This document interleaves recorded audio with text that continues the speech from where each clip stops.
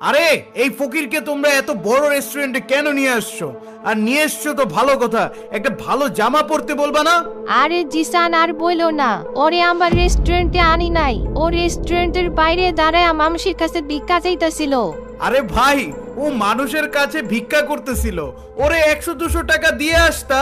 এত দামি রেস্টুরেন্টের ভিতরে নিয়ে আসার কি আছে? ও জানে এইখানের খাবার কত দাম। আমরা ওরে টাকা দিয়ে এই রেস্টুরেন্টে ঢুকছিলাম, ওরে আমাদের সাথে নেওয়ার কোনো উদ্দেশ্য ছিল না।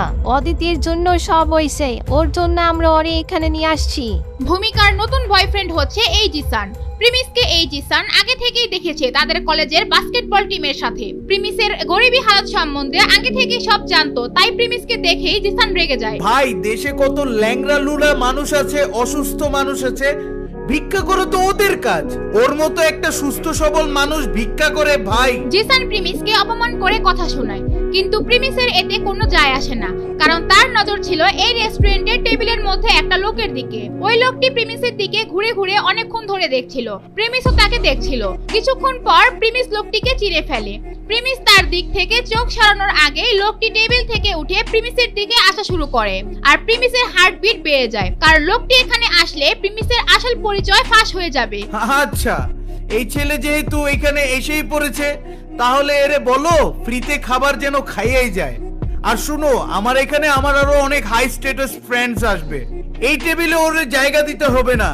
ওরে বলো অন্য টেবিলে গিয়ে বসতে। প্রিমিস এই সুযোগটি খুঁজছিল এখান থেকে বের হয়ে যাওয়ার জন্য, কারণ তাকে যে লোকটি দেখে ফেলেছে সে আর কেউ না, তাদের ঢাকা সিটি চৌধুরী গ্রুপের একজন কর্মকর্তা। সে যদি তার বন্ধুদের মাঝে এসে তার সাথে কথা বলে, তাহলে তার গোপন রহস্য প্রকাশ পেয়ে যাবে। আচ্ছা, কোনো সমস্যা নাই, তোমরা এখানে সবাই মিলে এনজয় করো, আমি চলে যাচ্ছি। আমার অন্য টেবিলে যাওয়ার কোনো দরকার নাই, তোমরা থাকো, আমি গেলাম। এই না, এইখানে যেহেতু আয়সা পড়ছো, খাবার খাইয়া যাইবা।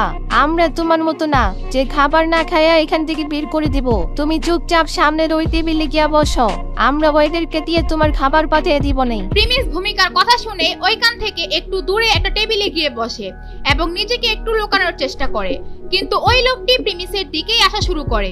প্রিমিসের মনে হচ্ছিল এইবার তার পর্দা ফাঁস হয়ে যাবে, তাই সে এত কিছু না ভেবে দরজা দিয়ে সোজা রেস্টুরেন্টের বাইরে চলে আসে, আর তারপর এক চিপায় গিয়ে দাঁড়ায় যাতে তাকে কেউ দেখতে না পায়। কিন্তু সেই লোকটি ওইখানেই উপস্থিত হয়। আরে স্যার, আপনি এখানে?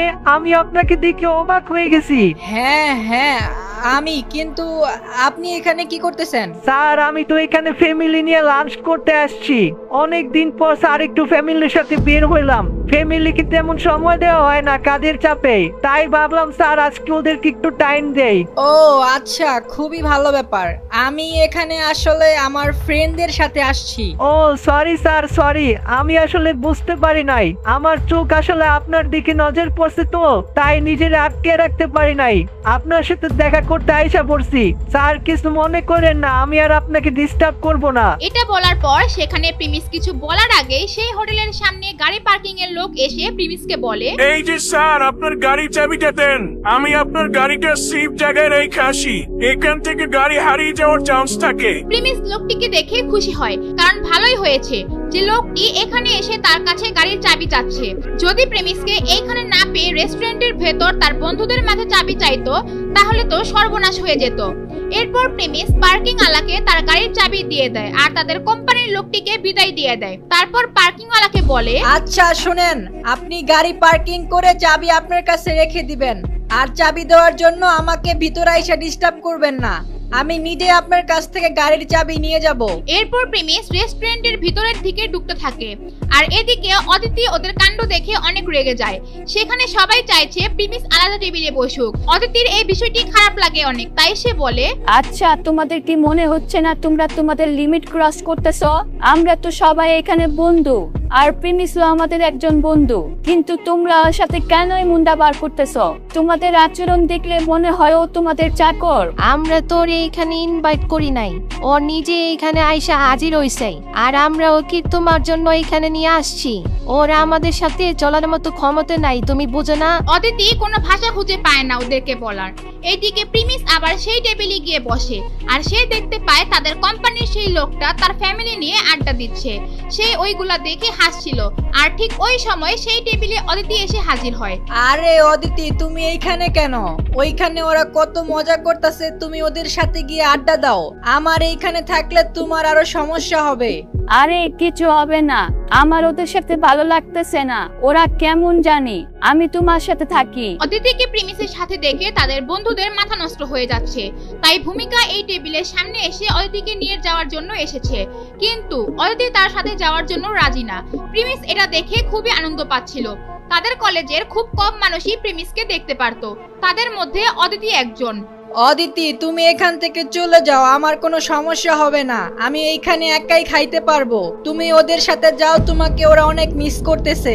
প্রিমিস খুব সুন্দর করে বুঝিয়ে বলে। আর এইদিকে রেস্টুরেন্টের মধ্যে হাজির হয় একটি ছেলে। ছেলেটি খুবই স্টাইলিশ দেখতে। আর সেই ছেলেটিকে সবার সাথে পরিচয় করিয়ে দেওয়ার জন্য জিসান বলে, এ হচ্ছে আমার ভাইয়ের বন্ধু সিফাত। ও ছোটবেলায় আমার সাথেই লেখাপড়া করত, পরে ও দেশের বাইরে সুইজারল্যান্ডে চলে যায়, এখন দেশে ফিরেছে, এখানেই বাবার বিজনেস হ্যান্ডেল করবে। জিসান যখন তার বন্ধু সিফাতের সাথে সবাইকে পরিচয় করিয়ে দিচ্ছিল, তখন সিফাতের নজর চলে যায় প্রিমিসের টেবিলে সেই অদিতির দিকে। ভূমিকা অদিতিকে সেইখান থেকে আসার জন্য জোর করে, কিন্তু অদিতি সেটা মানতে চায়নি। তবে প্রিমিস তাকে মুচকি হাসি দিয়ে যেতে বলার পর সে ভূমিকার সাথে গিয়ে আবার তার বন্ধুদের সাথে টেবিলে গিয়ে বসে। শিবা, তুমি এইদিকে আইসা বসতে পারো, আমি তোমার জন্য খালি করে দিতেছি। তুমি এখানে এসে বসো অদিতির পাশেই। ভূমিকার বয়ফ্রেন্ড জিসান আগে থেকেই সিফাতকে অদিতির কথা বলে রেখেছিল। অদিতিকে আগেই ছবি দেখে পছন্দ করে ফেলেছিল সিফাত, এবং অদিতির সাথে কথা বলার চেষ্টা করে, কিন্তু অদিতি সিফাতকে পাত্তাও দেয় না।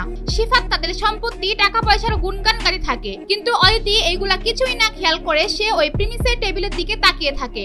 তার মনে চাচ্ছিল সে প্রিমিসের সাথে গিয়ে বসে থাকতে। এইগুলো দেখে সিফাত জ্বলতে থাকে আর মনে মনে বলে, আরে এই ছেলের দিকে তাকিয়ে রইছে অদিতি, ওই ছেলের অজ্ঞাত তো আমার আন্ডারপ্যান্টের সমানও হবে না, ওর দিকে তাকিয়ে থাকার কি আছে? সিফাত মনে মনে এগুলা ভাবতে থাকে আর তার রাগ হতে থাকে। এই সামান্য একটা ছেলের দিকে তাকিয়ে তাকে ইগনোর করছে, এটা তার সহ্য হচ্ছে না। তাই সে জিসানকে জিজ্ঞেস করে, আরে জিসান, ওই যে ওই দিকে একটা টেবিলের মধ্যে যে একটা ছেলে বসে আছে, ও কি আমাদের সাথে আসছে নাকি? ওর সাথে তো আমাকে পরিচয় করায় দিল না। আচ্ছা, ওই ছেলে তো ভূমিকাদের বাস্কেটবলের টিমের একটা মেম্বার। ওদের যত গ্রুপ আছে, পানি টানা থেকে শুরু করে যা কাজ আছে ওকে দিয়েই করায়। তুমি ওর অবস্থা দেখে বুঝতে পারছো না ওর সাথে আমাদের কত পার্থক্য? একটু আগেই নাকি বাইরে ভিক্ষা করছিল, পরে ওর জন্য মায়া হয়েছে, তাই খাবারের জন্য নিয়ে আসছে। সিফাত যখনই প্রিমিসের ব্যাপারে সেইগুলো শুনে সে নিশ্চিত হয়ে যায় তার সাথে প্রিমিসের মোকাবেলার কোনো কথাই আসে না। প্রিমিস তাদের দিকে একবার তাকায়ওনি। আচ্ছা, তাহলে ওরে এখানে ডাকার কি আছে? 150 টাকা দিয়ে বিদায় করে দিলেই তো পারতা। আরে দিয়ে দিছিল ভাই, শানে ওরে প্রথমেই 50 টাকা দিয়ে দিছিল। আমি তো দেখা পুরাই অবাক, পরে আমারে ওরা কাহিনী সব শুনাইছে। জানেন তো অদিতির একটু মায়া বেশি, গরিব দেখলেই সাহায্যের হাত বাড়ায় দেয়। আর ওর কপাল এত ভালো, ওই আমাদের সাথে খাইতে আসতে পারছে, না হলে তো জীবনে এইরকম রেস্টুরেন্টে আসতেই পারতো না। অদিতি ছাড়া তাকে নিয়ে সবাই মজা শুরু করে দেয়। এইদিকে প্রিমিস তাদের কথায় কোনো কানই দিচ্ছে না। এখন সিফাত কি প্রিমিসের সাথে খারাপ কিছু করবে? যদি করেও, তাহলে কি প্রিমিসের কোম্পানির লোক তার পরিচয় ফাঁস করে দিবে? আর এইদিকে প্রিমিস যদি এখান থেকে সব ঝামেলা শেষ করে বের হতে পারেও, তাহলে তার গাড়ি সবার সামনে দিয়ে কিভাবে নিয়ে যাবে তা জানতে চাইলে দিবস গেমিং এর ইউটিউব চ্যানেলটি সাবস্ক্রাইব করে নোটিফিকেশন বাটনটি বাজিয়ে রাখেন।